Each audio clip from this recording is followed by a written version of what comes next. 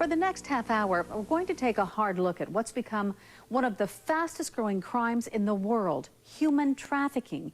Every day, young children and women are being constantly exploited for sex, money, and labor.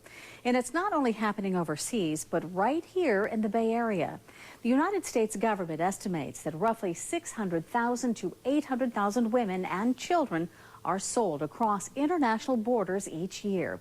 That number jumps to 2 to 4 million when you factor in trafficking within the borders of countries. Now, closer to home, a UC Berkeley study found at least 57 labor operations in 12 California cities in which people were forced to work. Well, today we're going to meet some community leaders who are working to end the vicious cycle of human trafficking and help these young victims build a better life for themselves. We're going to start with a group that's raising money right here in the Bay Area to help women and children in Southeast Asia, a place where the industry of human trafficking is growing with tragic consequences. Every day in Southeast Asia, young girls are stripped of their innocence and forced to do the unthinkable.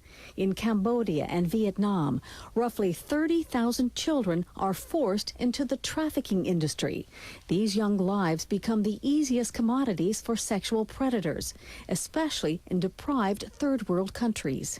The age range of the kids in the industry range from anywhere from 5 years old to about 17 years old. Once the child has worked in that industry in a particular section or a particular village for some time, that child is actually shipped to another country where the cycle begins again. So a brothel owner can make tens of thousands of dollars off one child. A common consequence of the child sex trade is the spread of sexually transmitted disease. We've located about 14 centers where these children, most of them under the age of 10, have caught AIDS in their last stage. Traffickers often use locals in a community to find and recruit these children into a life of prostitution.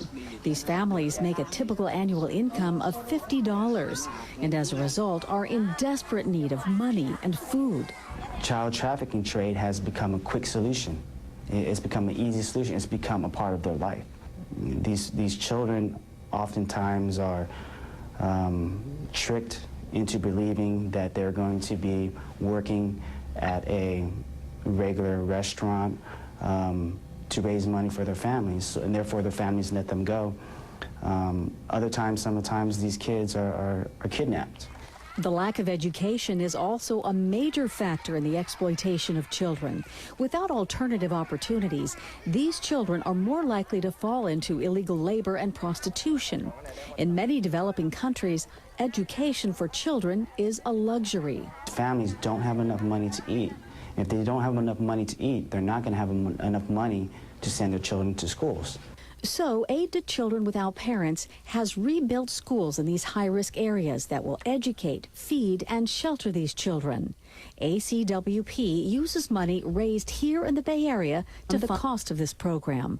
The price of building and maintaining a school is $8,000. And joining me right now is David Wynn from Aid to Children Without Parents. David, thank you so much for joining us today. Thank you for having me. All right, David, you are a young person yourself, which is admirable for you to be involved in this. Yes. Why did you decide to get involved with this? Well, you know, a lot of the children that are involved in the trade are of Vietnamese descent. I'm a Vietnamese American. I was born in America. So I've been given a lot of opportunities. I've been able to attend college. I have a great job. So I just took a look at myself and I said, you know, how hard would it be for me to just give back some of my time? Good for you. That's fantastic. What can our viewers do to help you? Well, what I would say is this. Recognize that maybe the best thing to do in this world is not just to write a check and send a donation to your favorite nonprofit.